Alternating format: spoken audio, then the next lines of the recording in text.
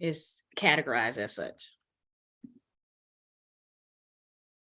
Right. Streaming now. Let me mute it.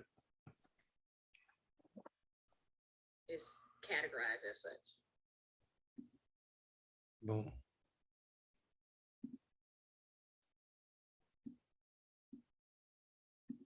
All right, you guys, we are live. Hold on, let me get this view right.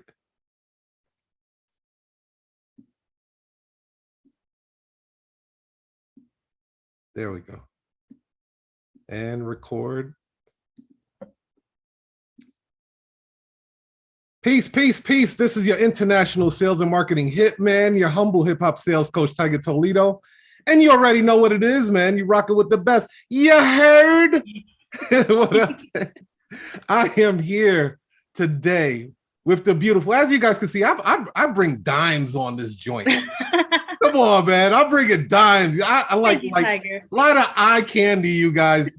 You know, because you guys dominate the notary industry, Corinne. But I am here with Corinne Jones, Freedom Notary out in Maryland. I am so happy to be here with her.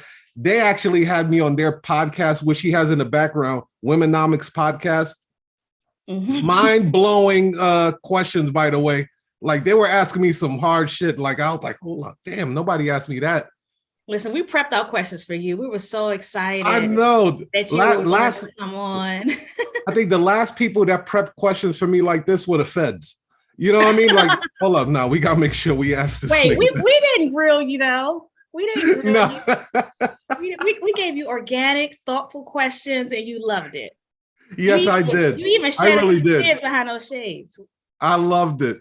So everybody help me welcome Corinne Jones, everyone. Thank you. Thank you, Corinne, so much for joining us today. How are you feeling? I feel great. I'm so glad to be here. I'm so grateful for this opportunity to chop it up with you and talk about the things I have going on and to share some laughs.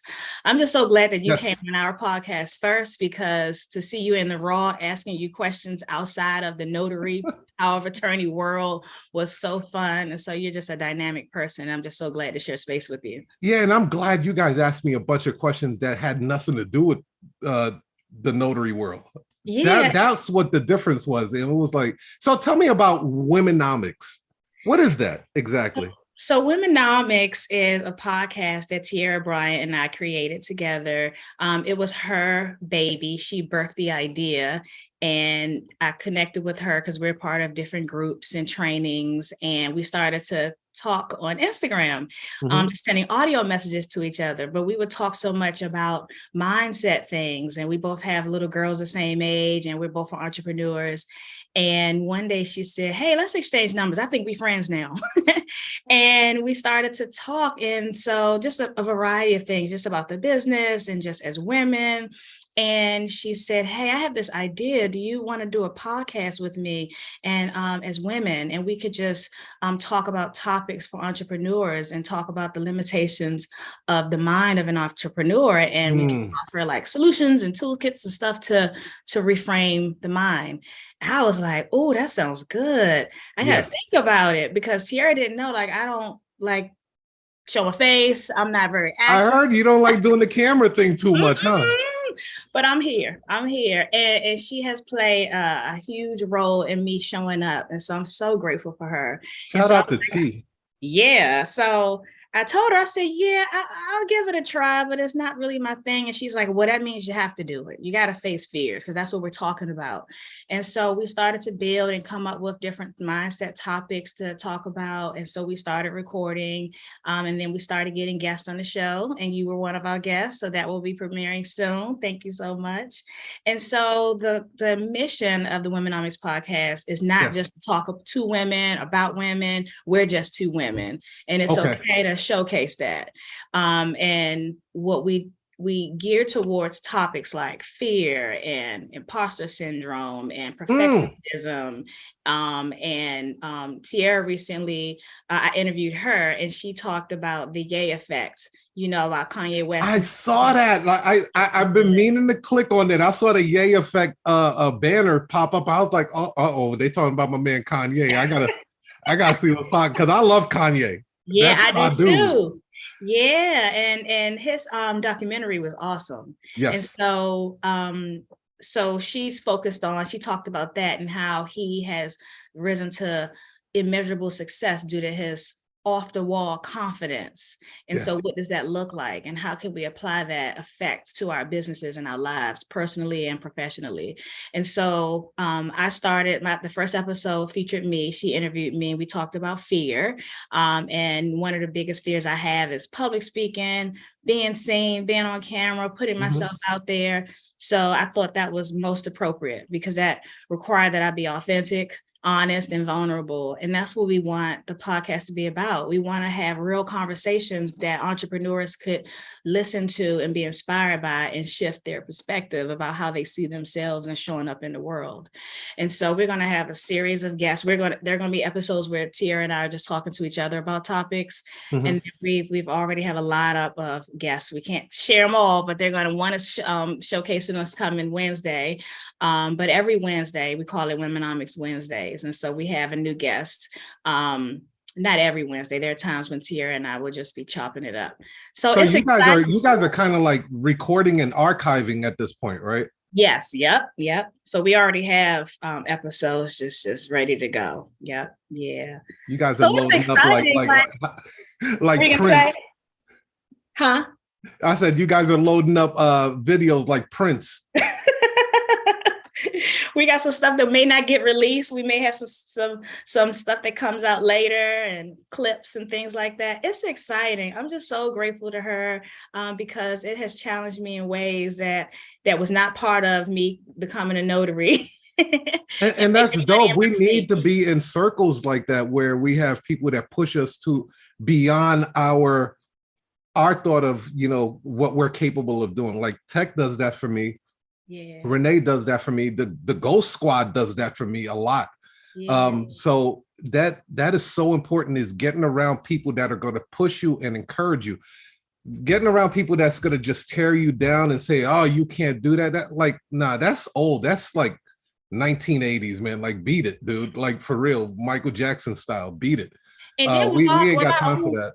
And with our own negative self-talk that we have to work through every day, we're bad by ourselves sometimes. Facts. So to change the people that we spend our time with, especially to be with somebody who sometimes is perceived to be a step ahead of you, or is challenging you, or is like your yin to your they're your yin to your yang, it's so important. And you have to put your pride aside and allow yourself to be vulnerable if your vision is to grow and be better. And I think Go ahead. I'm sorry, I didn't mean to cut you off. But go ahead, finish. No, I was going to say, I think Tiara is that for me on this podcast, because she may say different, but I'm telling the world she is super confident. She's an incredible visionary. Not that I'm not those things, but she just pushes and challenges me because it comes so natural and she's so organic, and you'll see it on the episodes. So I just love it because we feed off of each other and we're having real conversations. And I think the topics that we focus on are things that people think about in their private space, or they're ashamed to admit. Everyone wants to come out of the gate. Not everybody, but most people, including myself at first. We come out the gate starting our business like we have it all together, because that's what social media gives the perception of. But it's okay and it's safe to talk about all the things that really can dismantle us and make us fearful. And so we're shedding light to that. And I think it's already caught on. People want to come on the show and talk about their own mindset topics that they may feel be valuable to the viewers.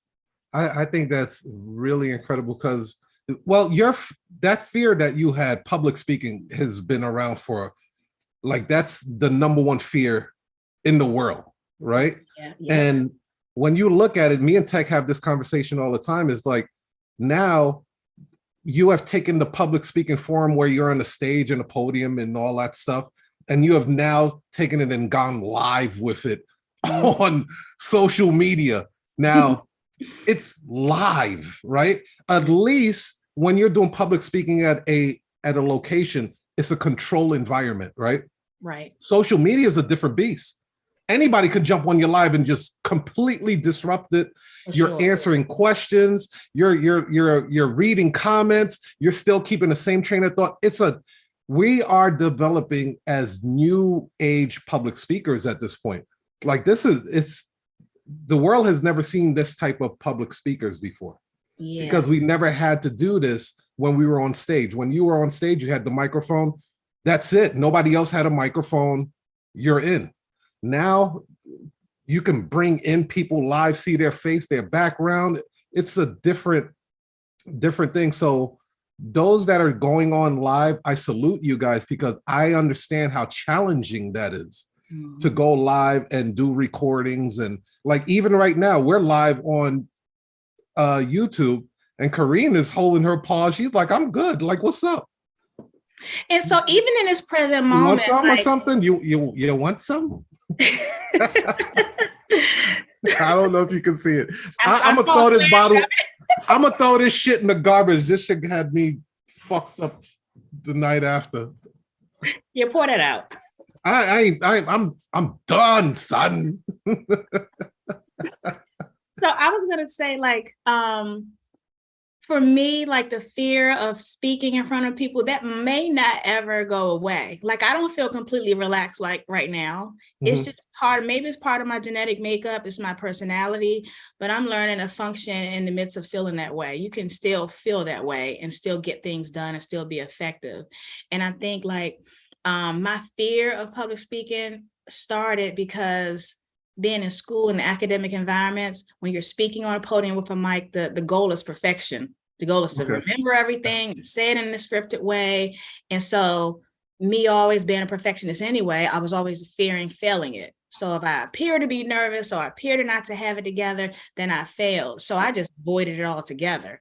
And so, or at least I tried to, but for whatever reason, it always shows up. I always have to be, I was a keynote speaker for a scholarship one time. I'm always having to speak on trainings at work.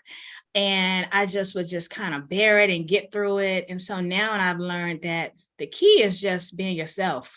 Yeah. It is.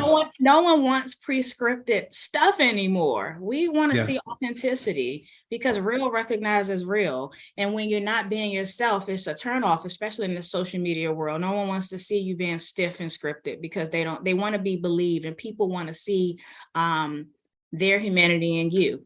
And so that has helped me, because if I'm not worried about what has happened in the past, if I stop focusing on, like, oh, I remember that time I was all awkward, or I had a brain fart and couldn't remember things, or I stop worrying about what could happen, that means all I have is this present moment that you and I are sharing. And when I can do that, then it's just you and I talking, and I don't have to be worried about all the people that could potentially disrupt it. It's just this moment. And that has helped me, and I hope that can help other people, but it don't change. I still be nervous every time. So and now I have my notebook, because I'm about to take some notes, right? Okay. So I got a question for you, because I truly believe that with social media the way it is, we have to get in front of the camera somehow, some way at this point. Like, you see lawyers doing it a lot now when they're explaining a trust package or some loan closings or explaining their services. They'll put it on YouTube, or they'll do a couple of Instagram lives to showcase their knowledge and why you should hire them, right? Like, they're creating these little mini masterclass infomercial commercials. And I think that's going to help a lot of notaries out, especially in their neck of the woods. What 3 tips can you give someone that can help them overcome that fear of public speaking or just going on live? So I think what I'll share now is where I am now, because I'm still going through that journey. So what I said before is being in the moment, being present in the moment, not worrying about what has happened in the past, because it's done. You can't go back, you can't change it, and not having anxiety or fear of the future because you can't control that it hasn't happened. But being present in the moment allows you to focus on what's happening right now And if you're present, then you can be yourself and be thoughtful and process your thoughts and communicate. So that is one. Another one is practice. Like if I don't allow myself to be on camera, to go on live, like I'm going on live later with Tierra to talk about the podcast. Whenever she says, hey, let's go on live, I'm like, okay, because I'll do it anyway. And so by consistently doing it, I feel better about it. I'm able to kind of compartmentalize my nerves and understand I'm just human. Corinne, your body's just reacting to the fact that you spent most of your life being afraid. That's all. But today we're going to get this done because we have a goal in mind, and it's not all about you and how you look. It's about the impact you're looking to have. And so that's the second one. Just doing it, having some consistency and practicing it. And then the third one, what could I give people about public speaking? Believing that you're capable, and you're worthy. If you think that you're not good enough or you're comparing yourself to someone else, which is what I did, I'm always amazed with people, even tech is always talking on Clubhouse, on trainings. Anytime, if you just call on him and ask him a question, he'll just be thoughtful about it. He's right in the moment, very thoughtful about the information he wants to share. And I'm curious, like, how is he able to do that? And a lot of other speakers, including you, Tiger, how are you able to be so comfortable and not freeze up? And so I've learned that if I keep comparing myself and measuring your journey or your genetic makeup and how you show up, then I'll never be enough because there's only one me. And so me believing that, me setting a bar from where I am today and where I want to be, if I can make progress, which I feel like I've made. If you would see me 5 years ago, if someone said in 5 years, Corinne, you're going to be on YouTube Live, I'd be like, yeah, right. And I'll do everything possible to make sure that doesn't happen. Yeah. So I've made progress. So when I measure myself, then it builds my confidence. And then I see that it's so much further I can go. So by just having tunnel vision, putting blinders on and setting your own goals and knowing that where I want to be, like sitting on Oprah's couch, I've said that before. It's possible. I could literally see it because I can be in the moment. I can focus on the connection that I'm having with Oprah, and I cannot worry about all the times I was afraid or what could happen in the interview or how people may perceive me, and just creating the habit of showing up. I think those are 3 tips for someone like me who's going through tremendously.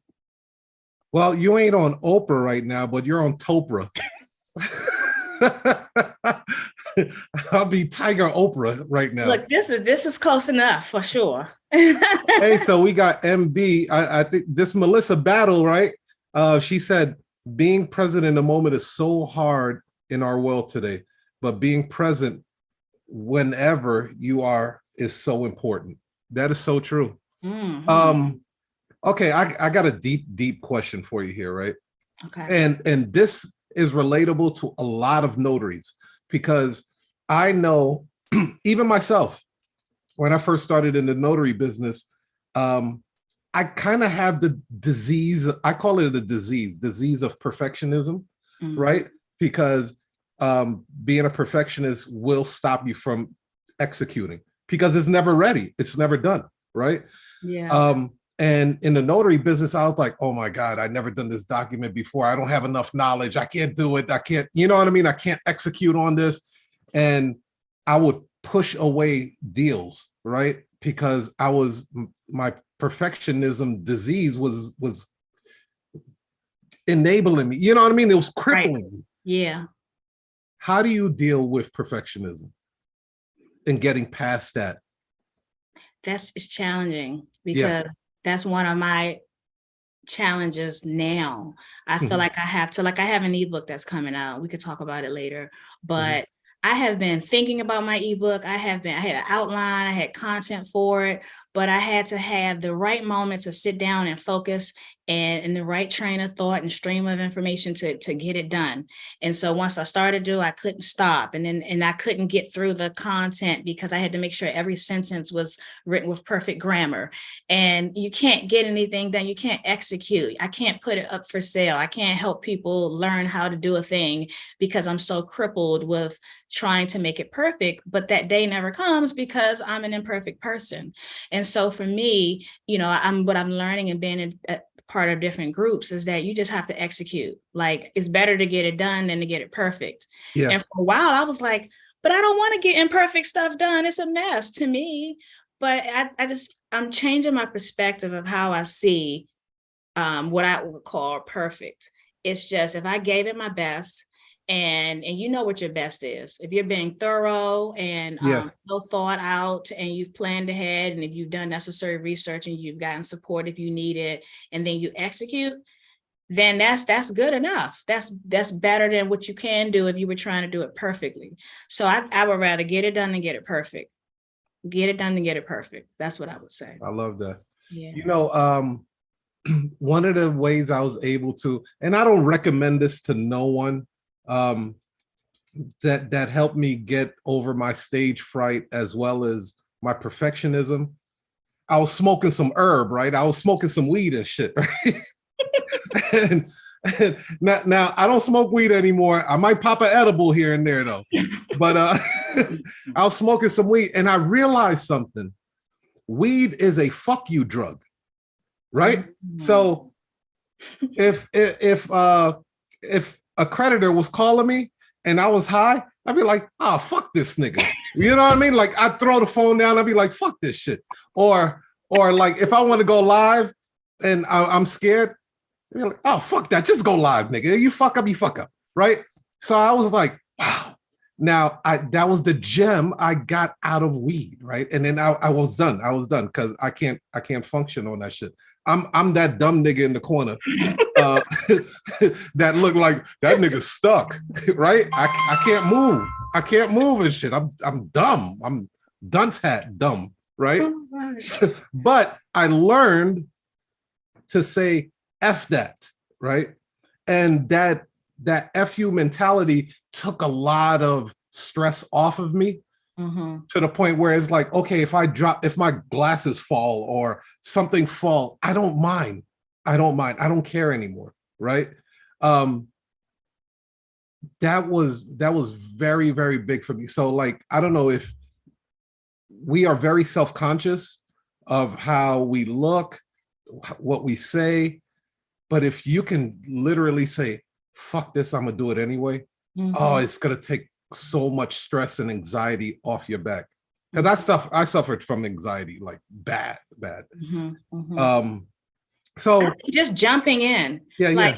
Like, I don't know if you can relate, but like, as a little girl, like jumping double dutch, and you've seen girls going like this because they're trying to jump in the rope. They're trying to get the rhythm to jump in. I didn't jump double dutch, okay, Corinne. I'm just saying, I'm not that dude, yo. Boys that do. I don't go twerk and none of that. I don't do that. Okay, so for the women that have jumped double dutch in their life as children, okay, when you're trying to jump into the double dutch, you're trying to get the rhythm of the rope. And if you overthink it and you keep going, especially if you're a little nervous or you're new to jumping rope, you'll never get in. You'll never get it done. Or if you do jump in the rope will hit you. So if you just say, just go, and you jump, you get the rhythm and you jump in, I equate that to just stop overthinking and getting it done. And sometimes if it's something I need to do and you have to make a decision now, and it can make or break the trajectory sometimes. If I stop and overthink because it had to be a certain way, then I missed the bus. And so I'm learning through a lot of disappointment and a lot of missed opportunities that we don't have that kind of time anymore. We really don't. You know, I'm sure you guys have heard it. You only have so many summers left. And I don't want to be an old woman in a rocking chair that has nothing but time rocking, thinking about all the missed opportunities. I would rather be thinking and rocking. Yeah, I would rather be thinking about all the amazing experiences that I have, good or bad, because it all served to grow and prepare me for all the blessings. So now I see it, you know, and so just jump in that rope. And if you get hit, you get started over and jump back in. And we're not perfect. So we do have moments where we feel like we've arrived and we've grown and I'm able to talk comfortably like this. And then the next time I'm like riddled with fear and I can't do it. I think it's the power of getting back up. And everybody can't say that they do that. I mean, even if you're down 5 times, you have, at least you get back up, then that's your starting point. And I know that through my own life experience, because I have I have been riddled with comparing myself to other businesses. As soon as I started my notary business and I got on Instagram, Yeah. and I saw, oh my goodness, there's hundreds of notaries out here. Had no idea. I'm just in Maryland, and I came across something on YouTube, and one thing led to another.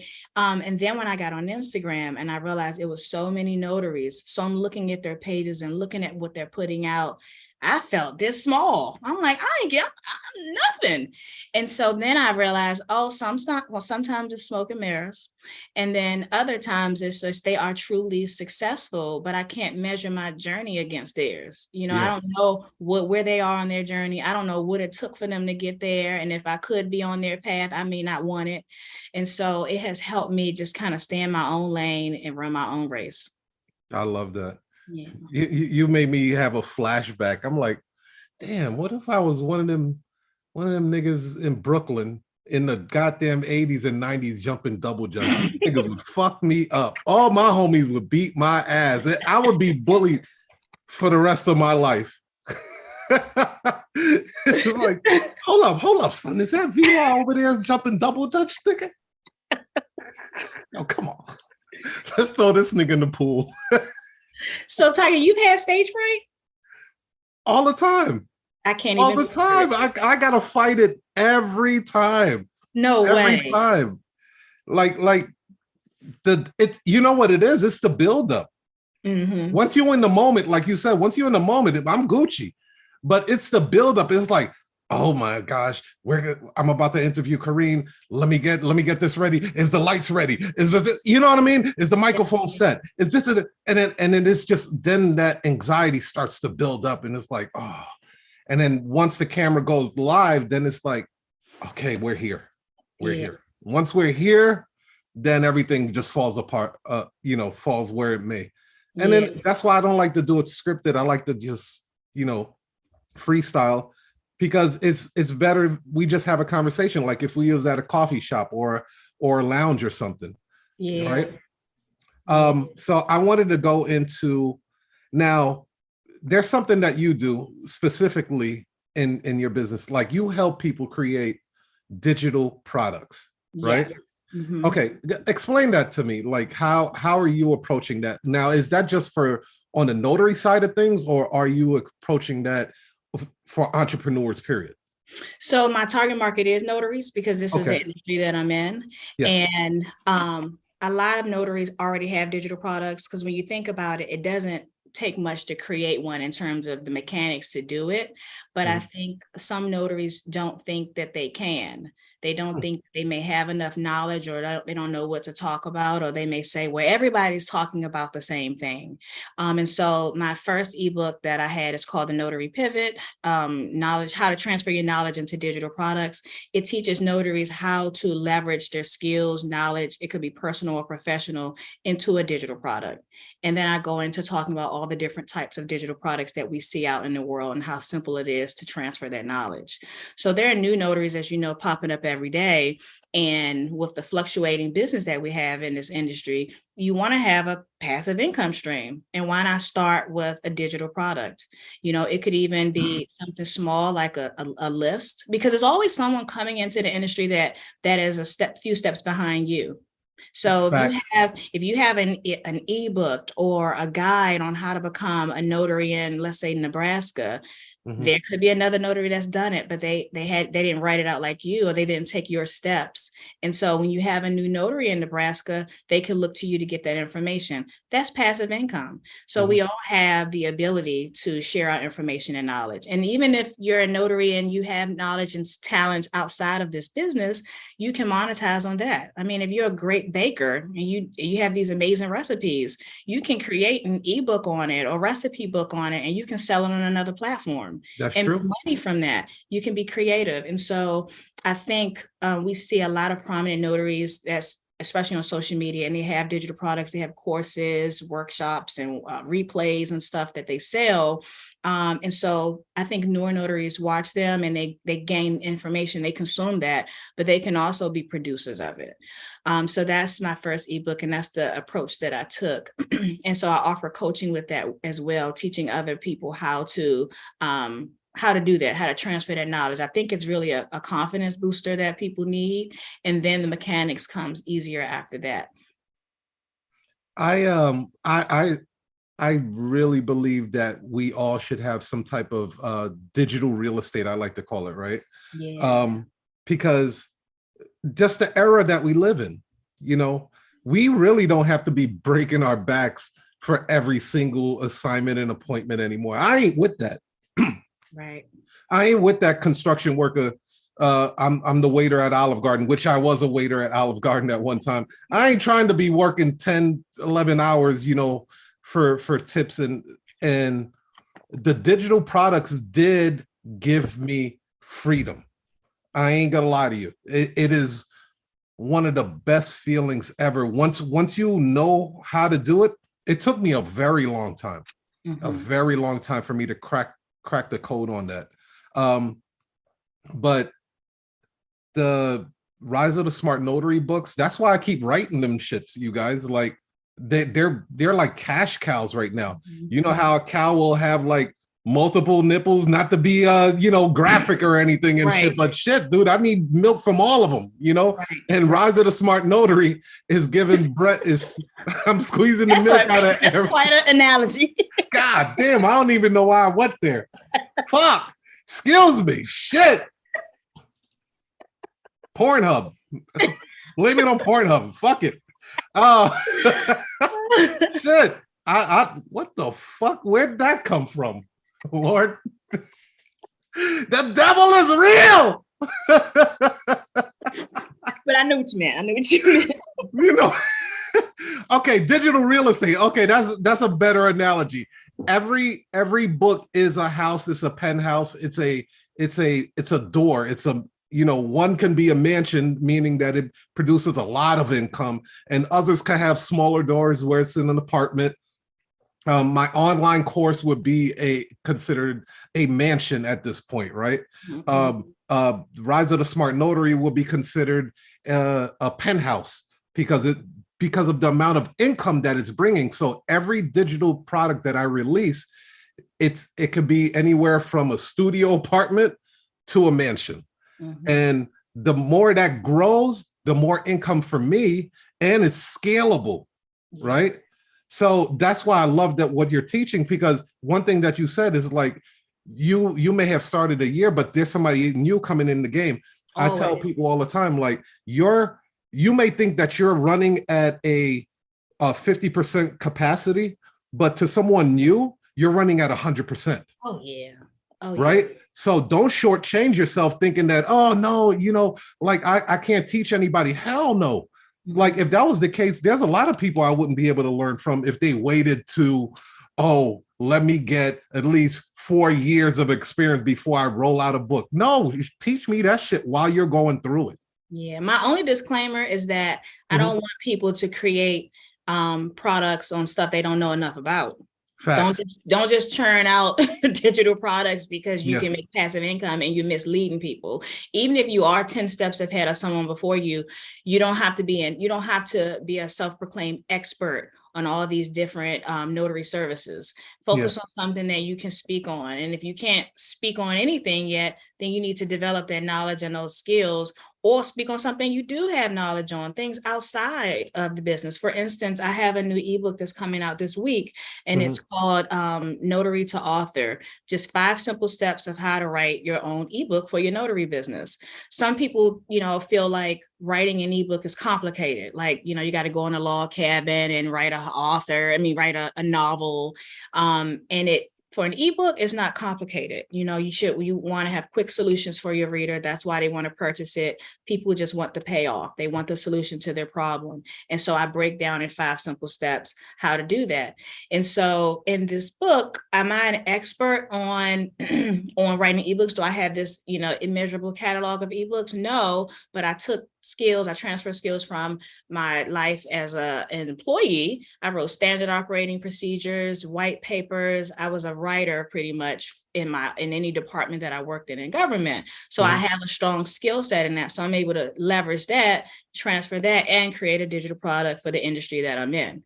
So that's what I'm talking about. If like I've done a few apostles, not enough to write a whole ebook on how to do it. I do have some ground level information, but I don't know if I want to provide a digital product as an expert, because there could be so many gaps that I haven't experienced and things I can't teach. So that's the only disclaimer I would give. I just encourage people to be authentic and honest about what they know, and what they don't know, do research, but more importantly, get experience first. So would you suggest that like a notary that wants to get into the digital product space start off with an ebook? It depends. I mean, after they get my ebook, they'll think that they'll believe that they can, because it's very simple. But you can start off with something, a one-page document listing out what to put in your notary bag. I've seen that, and people buy that. If I'm a new notary and I don't know what to buy, you can Google that information, but sometimes people just want the quick solutions. We want fast information, right, delivered to us, and people will buy that. Or you can have a worksheet. If you go through your day doing loan signings and you've learned that these are some tips and tricks at the closing table, you can have a guidebook for that. It could be short and sweet, and then you can build your way up to an ebook. Or you can take all the different tools you've created and you can compile that into an ebook. And now you have an ebook. So it depends on the person's abilities and what they feel like they have time and interest in doing. But I definitely think an ebook is worth it. It's not hard to complete. It's more about organizing the information and then putting it together in a book. It's very now, simple. are you doing masterminds? Like, are you teaching people how to do this? So what I'm going to create is an e-course for it, because everyone doesn't want to read a book, and people are visual learners, and they want the human connection to understand how to do things. So I will be creating that. But right now I offer one-on-one coaching. Okay. So how can people reach you? So I'm on Instagram at Freedom Notary. So there you can see my link tree. You will see the Womanomics podcast. And every time we have a new episode, that's at the top of the link tree. But you'll also see that if you follow me on my story and my posts about the upcoming episodes. If you want to purchase my Notary Pivot ebook that talks about transferring your knowledge to digital products, you'll also see that on my link tree. It's on Gumroad. And my upcoming book, From Notary to Author, that's coming out this week. So check that out. I like the name of that. Like that. From notary to author. I like that. Yeah, it's easy to write an ebook. I have had, even in my family, when I had my first ebook, my mom was like, I would love to write an ebook on recipes, but that's just so hard. All those pages. And I'm like, Mom, it's not hard.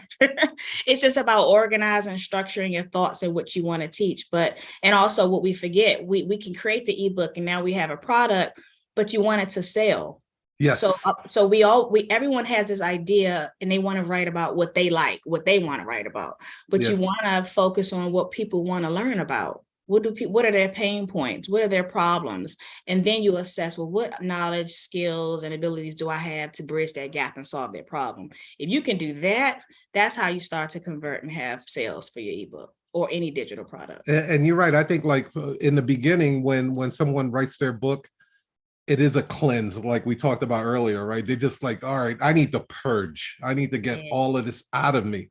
And that was really what it was for my first book. It was like, all right, I had all of this notary stuff going in my mind. And I was like, look, I need to make room for new stuff. And I just purged everything into the books and everything. And it's funny you said the recipe book. Did you know that recipes are public domain? What do you mean? Meaning, like, my very, very first book was gonna be a recipe book. I don't cook a lick. I don't cook shit, y'all. I am spaghetti guru though. I will boil the hell out of some spaghetti. But I wind up buying this course and then finding out that recipes are public domains, right? Meaning I could just grab recipes from anywhere and then put it into, they have it all over Amazon, all over. Mm-hmm. And they're selling it for like, $2.99. They don't care because it's a digital product. So they keep selling it over and over again. But they'll be like, Italian dishes, and they'll have like maybe 10, 15, 20 Italian dishes that was all public domain that they could just take off the web, smack it on there, and you can actually use that. Oh, that's good. Yeah. I found, that's why I'm saying like my first book was going to be a recipe book. Well, recipe book coming soon from Corinne Jones. Yeah. Now I will say this. You may have to come up with a couple of pen names. Might have to come up with a pen name, because I have 25 romance novels, right? And I really don't want to confuse my fans with, right, like, he's a notary, but then he's a romance stuff. Like, which one? People that buy books like romance and stuff like that, they have a perception of what the author's lifestyle is. Yeah, that's true. Right now, I think they think I'm a middle-aged European woman that lives in Chicago with a dog named Millionaire. Yeah, because that's the image that I painted, right? Yeah, my name is SK Holiday. I love pizza and coffee and late night, shenanigans. That's but it doesn't fit the character of, Tiger Toledo, the notary. Like, so I separate those with the pen name. I like that. So yeah, let's go into some Q&A, you guys. Let's tap in. Let's talk to Corinne, you guys, while I have her here. Look, she rubbing her hand like Birdman. She's like, let's get this money. Who wants to jump in? Tech. Let's start. Let's lead off with you, brother. Hey man, you're talking about the cannabis, man. I gotta support you, man. Hey, sativa is my joint. You should be leaving me stuck too, though. I ain't even gonna lie. That's hilarious. I can't. Okay, let me just say this. Me personally, I can't function on weed. I can't function on weed or alcohol. If I do it, it's because I want to have a good time I'm in good company, but I am not an effective businessman on that stuff. I am done. But for those that know how to function on that, yeah, keep doing it. Rock out. Shit. No judgment zone here. Fucking do a line of bump all I care. Oh my God. Oh my God. You say snorted a line while you're here. Bam! It was like I was watching Tiger Toledo. Oh my God. That shit was lit, nigga. It's like Club 54 in the 60s. What up? Man. My question is, Corinne, you are a multi-dimensional person. Like it sounds like you've got like some specialty in a lot of different areas. Because you talked about public speaking, you talked about writing, being on a podium and giving out.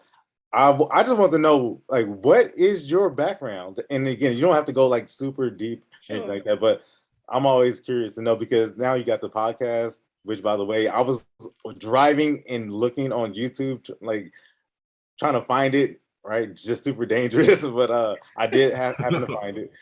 And that was like last week. But yeah, you're very multidimensional. I just want to know, just kind of like, what do you do? And again, you don't have to go too deep. I just want to know. Yeah. So I'm from Washington, D.C., born and raised. I live in Maryland now. I went to Howard University. Hey! On a full scholarship. I still talk about that. It was forever ago, but I'm so proud. Because I didn't have to take a loan out. Didn't have to borrow money from anybody. Nice. And my high school was right across the street. So it wasn't my first choice of a school. But when they offered me money, I was like, where's the dorms? And I majored in international business and finance. I originally wanted to major in psychology, but my high school counselor said, what do you want to do with your life? I said, I just want to be rich and travel the world. And she said, well, major in international business. I was like, okay. And I just did it. No thought into it. So after I finished, I majored in international business and finance, and I got a job right before I graduated in an investment bank in New York.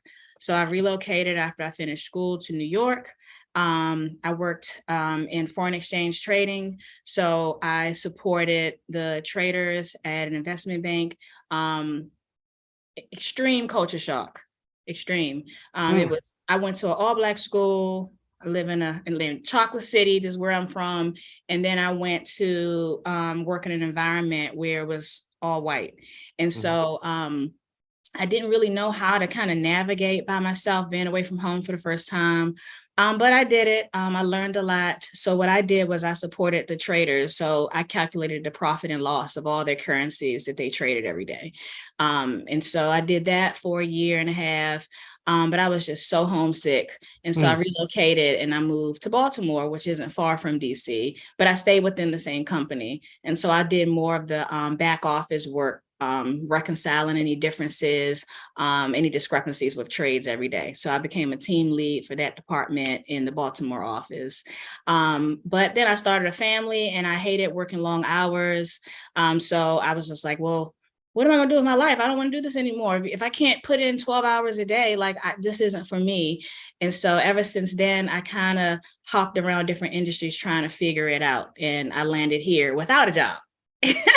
But when I left investment banking, I went into higher education. So I was an operations specialist at a university. And then from there, I worked in government, local government. And so I've done in workforce development. I managed a workforce program for seniors, helping them transition from a very difficult life to actually getting some of them their first job as senior citizens. From there, I became an internal auditor. So I did auditing work for different departments in government. All that's going to come into play. Watch. Yeah. And I did tons of writing throughout. So supporting a lot of leaders in government. And then COVID hit. I had taken a job as a supervisor managing a call center for unemployment. And I started in January. COVID kind of hit us all around March. And our system pretty much broke in DC. So it was extremely overwhelming. Everyone was filing a claim. I have 2 children. They were home. One was in daycare, one was in middle school. And so they were home and I'm managing a team at home. Didn't even really know my job yet. I just thought it was going to kill me. So I left the job and I thought I'll just find another job. And obviously that just wasn't so simple. And so my son encouraged me. He's a little entrepreneur. He's 15 now. And he was like, Mom, just get like a side hustle, get on like Fiverr or something and like be an editor for people. And I'm like, I don't want to do it. I want a 9 to 5, 6-figure job. And I'm going to keep applying. And he's like, well, just do something in the meantime. And I just wasn't used to that. And I'm like, no, I don't want peanuts. I want, and so I wasn't getting any job interviews, any callbacks. And so I just, he started to send me videos anyway. He's like, check this out. You could like do this. He was following JT Hustle. Why don't you do different things he's talking about? And I was like, so because of me looking at these videos, the suggestions change on YouTube. And then it was a guy talking about, making 6 figures as a notary. I said, say what, as a notary? And so, of course, I had my opinions about notaries. I thought it's like an old lady in your neighborhood, like the candy lady who can notarize your stuff. And I'm like, I can't make no money like that. So the more I learned about it, the more I could see the possibilities. I was like, oh, this is like legit. And so I purchased trainings, learned how to do loan signings. And then I realized you have to have a title insurance producer's license in Maryland. So I had to pause and study for that. And then I became licensed. And then I came in at the height of all the refis. So I became really busy with that. So that's the long version, Tech, but that's my journey. Yeah. Wow. Yeah. I see something there, man. That's great. That's powerful. Yeah, that's powerful. That's a lot. That's incredible. What you see, Tech? What you see, man? Because you're talking about like just like I just saw you get bright. I just saw how like you were reliving those moments as you kind of walked through it. And each moment was a proud moment, like accomplishment after accomplishment after accomplishment. Like, and it didn't feel like that during the journey though, but it's so nice sometimes to look back at how far you've come and all the variety of things you've experienced. Because when I was in New York, I was miserable. So, but I can look back and say, wow, like that, like, shaped me. That really did. It shaped me being in environments where I couldn't relate to anyone, or I felt inadequate at times, leaving my family. I'm like, what, 21 out of college, 22, and making a life for myself in New York by myself. So that started it off, but I was stressed. And then you job hop, and then you have a family, you move around. It's like, sometimes you can look at your journey as like one big struggle, or am I ever enough? Or has life beat me down so much? But when you look back at it and you say, well, I'm still here and I'm so much stronger than the struggles that I used to have, I feel really proud about it. Yeah. It's the price you pay, you know, Yeah. to wear that crown of accomplishment. Yeah, for sure. So you've been an entrepreneur now since 2020. Yep, since 2020. I didn't take my first refi until March of 2021, because I had to stop and get my typic license, which I had no idea was a requirement. So that slowed me down. But I quit my job in 2020. I started studying the whole notary world in 2020, and then I kicked everything off at the start of the next year. So how has your entrepreneur journey been? It has honestly been challenging because, like I was telling you before we started, I'm still detoxing from a 9-to-5 mindset. Like literally, like on the weekends, I feel like I'm off work, but I'm not. I could still be building and investing in myself and growing and coming up with ideas and being creative. And so I feel like there are so many things I haven't done because of that mindset shift that I was stubborn with, wasn't willing to take. And so now I feel like I'm becoming all in. I wasn't all in at first. It was really just an opportunity because I didn't get a job yet. And it was an idea that my son implanted in me, but I still need to make money. And then, doing loan signings is very like, you get an alert on your phone, you take the job, you get a check at some point. So it really wasn't being a business owner. And so I feel like I'm still in the infancy stages of being an entrepreneur, because it's not just the work you're doing and receiving money for, it's all here. I didn't get that at first. I didn't get it. I refused to get it. So for those who are always working, always even posting, I would think, why are people posting on Instagram or talking about their products on Sunday? Like, I'm cooking.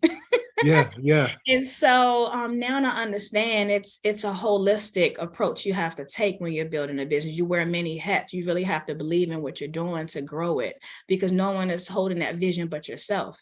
So to be honest, like, I'm still in the beginning of it, because I was always just waiting either for things to just blow up on its own, like a job would. You work, and then your opportunities just kind of fall in your lap. This is very different. This is very, very different. Do you see yourself sticking with it? Being a notary?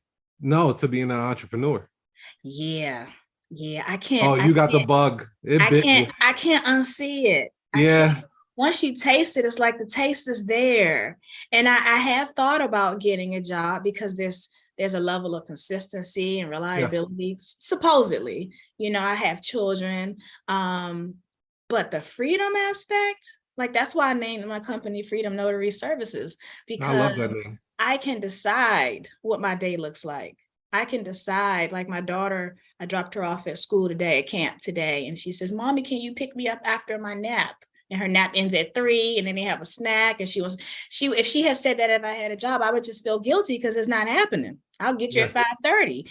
And so I have the ability to be there for her. Or if a child is sick, I don't have to have anxiety about taking off. You create the life you want, but it requires that you really go all in. You work just as hard as you play, and that's real. But I just feel, even during difficult times or working hard or not being unsure what the future holds, it's still the freedom of knowing that you can create what you want. Not someone else deciding that for you, not someone else saying, here's my vision and my dream. So here's your task and making it come true. And here's your job and here's your role. Now I can decide what my vision is for my life, not some distant goal at retirement. So that alone is an incredible feeling. And so that's what keeps me here. I still look at 6-figure jobs knowing that I could call out sick for work and that check still is the same. Yeah. That still is very, very attractive, but it's so many other qualities to having your own business that's not even about the money. It's just it stretches you in ways. Like I'm thinking I could come up with, it starts with an idea. I can come up with an idea and surround myself with the right people, and I can actually see that come to fruition. Like, I don't know how many people do that in the workplace. There are some, but not the roles I've ever had. Your kids are watching that as well. Yeah. It's molding them as they see mommy approaching this world, and like she's hunting, she's killing, she's creating, and that is really developing them. So it you know, being an entrepreneur isn't a job, it's an adventure, right? Sure. When you look at it, it's like, okay, one day it's never the same. You never have the same day. You may have some routines in your day, but you can always shift something. One of the things that I will say, like that I learned as being an entrepreneur, is that your comfort zone will kill you. Yeah. When you get too comfortable, like you should create some type of mechanism where it's like, okay, this is too consistent. Like, okay, let me keep this going, but that means I need to stir things up a little bit over here, because that comfort zone, if you're staying in that same mark, that means you're actually moving backwards, because time is moving forward. So new technology is being developed. People buying habits are changing every single day. So if you're still in that same spot, you're actually, you know, losing your way instead of moving forward. You think you're moving forward, but you're really not. So like, you might have to negotiate new deals and meet different people, and you got to shake shit up. You really do. Yeah. And I know that comfort, what I've learned, I have a good friend that I was talking to the other day. She's in California. She has a coaching business. And so she was sharing with me that in your comfort zone lives your fears, lives flighty good days and flighty bad days, and your natural self-defenses that kind of keeps things, so you think, in control. But outside of your comfort zone is uncomfortable, but it's where all possibilities live. All unlimited possibilities live. And so just because you're having a bad day or a bad thought or a trauma response to something, you're still living in your comfort zone because you're fighting to control it. But when you tiptoe out of your comfort zone, that's where all the possibilities are. And so that was a really good perspective shifter for me, because things that are outside of my comfort zone, if I start to look at it like, okay, these are where the opportunities are, then I could think less about trying to be in control, trying to be in self-defense mode, or trying to look for these flighty moments of joy or quick wins as I get out my comfort zone. And so that is pushing me to try new things, meet new people, and position myself in ways that make me uncomfortable, but you never know what happens then, because it's out your comfort zone.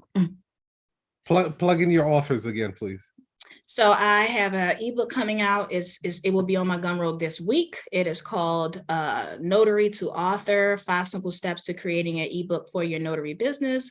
And I also have an ebook called Notary Pivot: Ways to Transfer Your Knowledge into Digital Products. And you can find me on Freedom Notary on Instagram. Awesome. Oh, and make sure you follow, subscribe, like, and share the Womenomics podcast. I co-host with Bryant. She is from T. Bryant Notary Services. Our next episode, our 3rd episode, comes out this Wednesday, and we have a special guest on this one. And she's out there in Brick City, New Jersey, ain't she? Yep. She's in New Brunswick. Yep. Come on, you guys. Who has a question for Corinne? You guys can raise your hand or unmute yourself. I love this. I covered it all. I talk so much. They have no questions. No, you good. Tahisha, what up? We got, I mean, they came out for you today. We got. I appreciate it. Ray Charles, what up? We got. Hey, Kelly Ray. We got Kim Yanni, professor. Are you a professor? No. Oh, professional. Okay, professional got it. services. Hey, Kim Yanni. We got Deborah. Doris. We got a few people here. Good people. Gina. What's up, Gina? You there? Hello, can you hear me? Yes. Yes. Hey, hi, everybody. Hey. Thanks for having me. Hi, Corinne. You are doing. Let me just say this. You are doing phenomenal, and you should be the spokesperson for all us introverts out here, because no, I'm really dead ass serious. You just watching how you move and how you have blown into your space and just your being, it's really inspiring for me. Thank you. Really inspiring. We have so much in common because, one, I'm an introvert as well, and two, I also have a background working for as a government employee, so I know all the pros and cons that came with being a government employee. More. Yeah, me and you could sit down and have war stories for real on that. Really. My question is, now that you have challenged yourself in terms of breaking out of the comfort zone that, we all at some point kind of fall into, how do you see yourself in terms of, do you still feel that there's challenges that you still would have to overcome, even though that you have made these little strides in breaking out of being an introvert? Mm-hmm.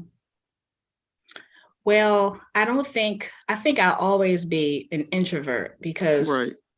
I guess the world has two different types of people, and some people in the middle. Introverts are people who they gain their energy from being having less stimulation. And a lot of Correct. Introverts are just shy people or insecure people who are afraid of something. But, Obama's an introvert. And so an introvert is just a person where they get their energy from. Extroverts are social. My son is an extrovert. So home this summer, jobless. And so he's going stir crazy because he needs to be around people. He needs to engage people where he is energized and inspired and creative. Right. I'm at my best with no TV. I can drive to different appointments in quiet or very low music. I have to journal. I process things internally. I have a whole world inside my head. So that's what introverts are. They don't have to necessarily be shy. I just happen to be an introvert that's also have all these other fears of showing up and being. Right. But oftentimes introverts have those same issues because the world don't always embrace us. We're all expected to be rah, rah, rah. And so because of that, it makes us a little self-conscious, I think. But your question in terms of do I feel like there are more challenges? Absolutely. I feel like I'm just getting started. To be here, Tiger, to be here is a milestone for me, because like when you invited me on the show initially, I think you just put it up on your story. I'm like, he didn't even ask me. I don't know. He didn't say coming this summer. I was like, coming where?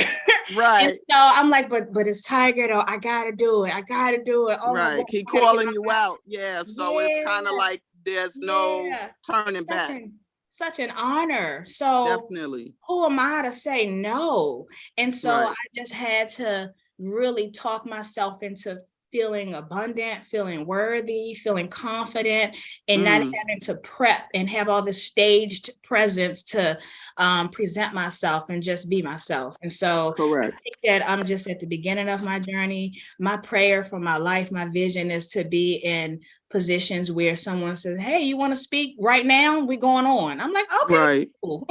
I want to get to that point where I'm not I'm so nervous and afraid to show up and be seen.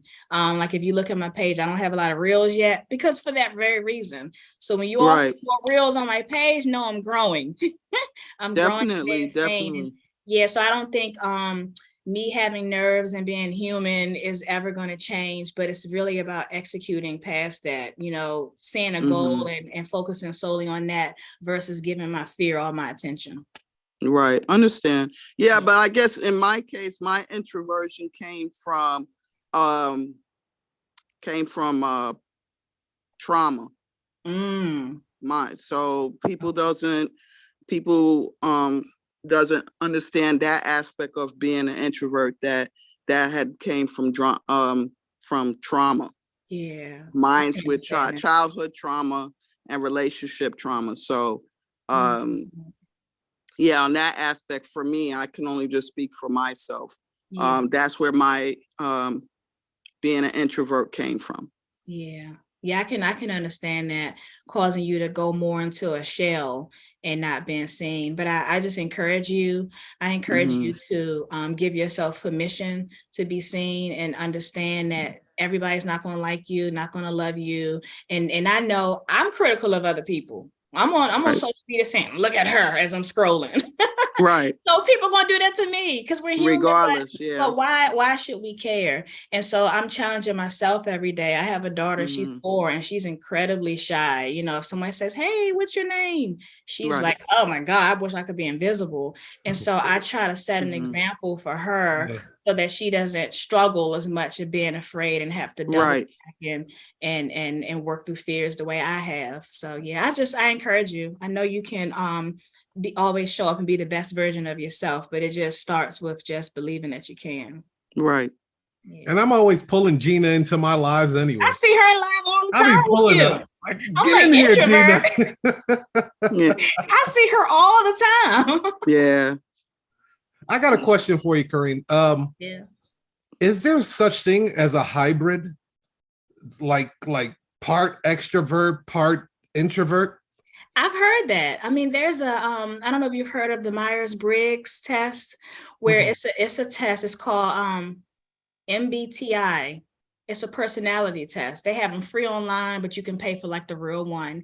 And it's an assessment, and you go through a series of questions, and they ask you, do you like this? Do you like that? Do you like parties, or do you prefer to be at the library? So it asks you all these questions, tons of them. Some questions may be similar, but it wants to narrow down your true, authentic preferences. And based on the results, you have a reading of 4 letters, and the acronym represents your personality type. So I am at the time that I took it, I'm an ISTJ. So that means I'm an introvert. I think it's sensing. That's the S, where I'm very detail oriented. I have to assess a situation. I'm not even going to explain it because I can't remember. So somebody's going to say I'm wrong, but I'm an ISTJ based on my personality type. But the first letter, you're either an I or an E. And so an introvert is how you get your energy, and the extrovert is how you get your energy, but it's very, very different. There are people who test in the middle.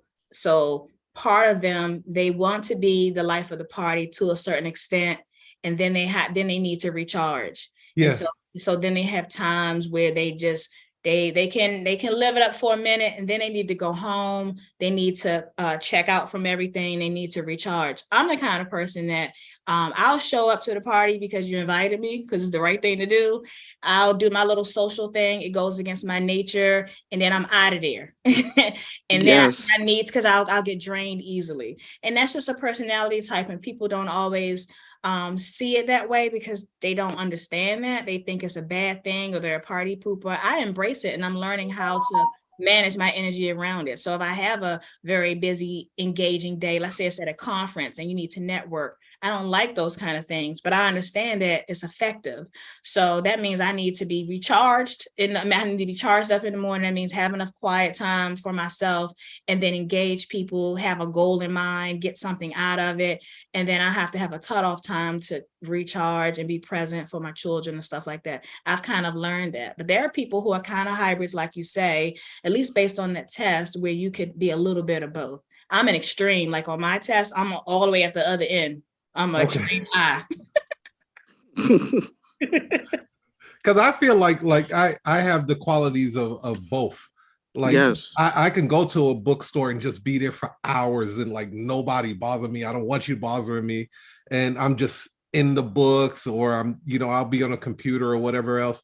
And then, but when it's time to like be in a social gathering or whatever, like I'm gonna do me, right? Yeah.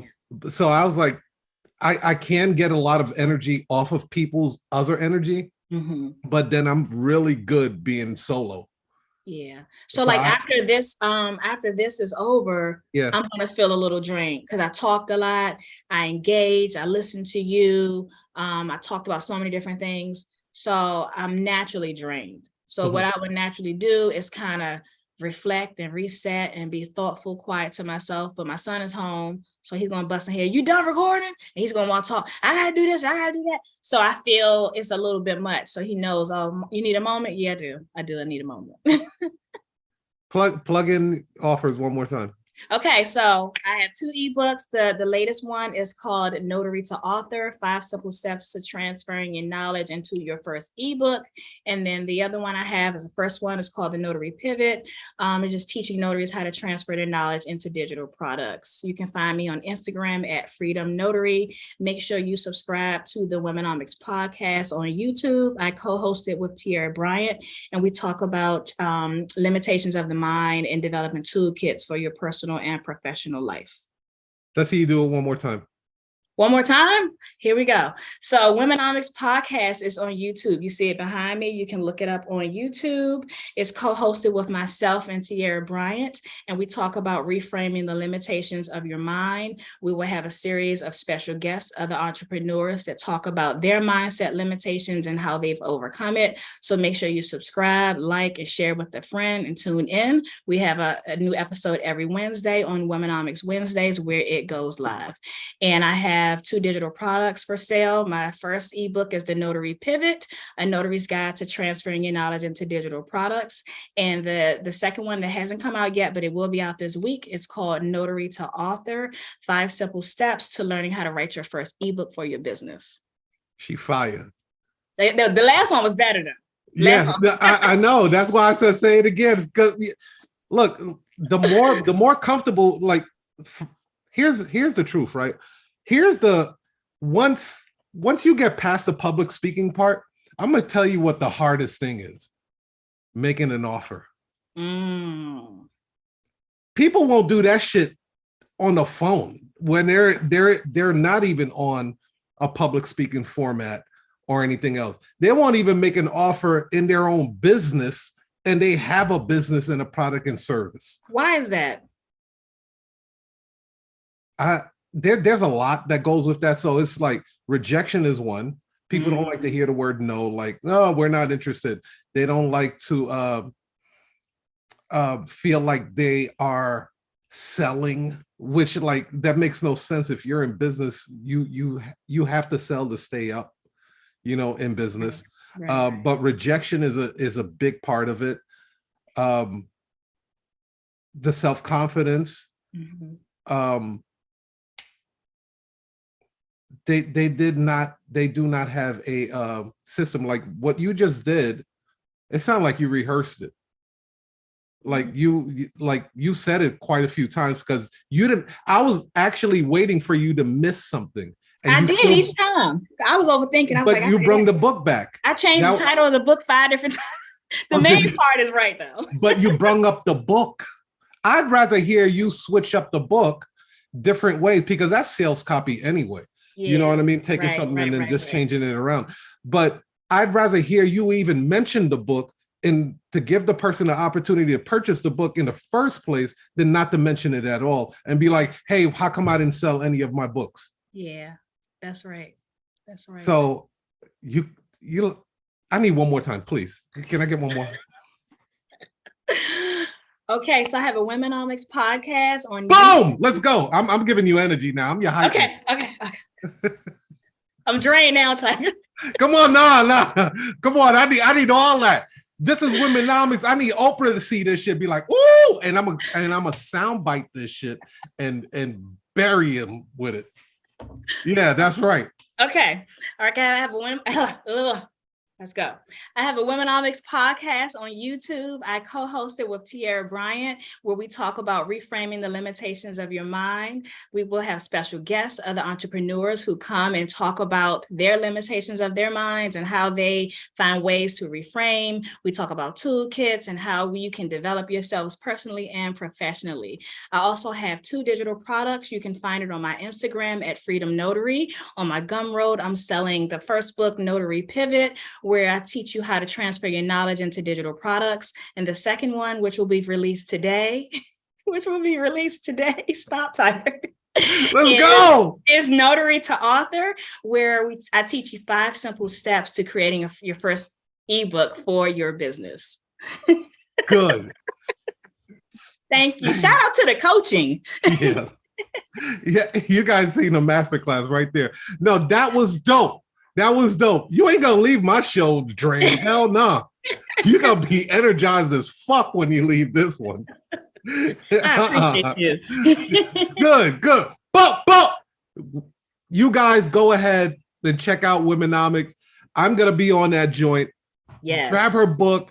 You guys see the personality is authentic. It's real.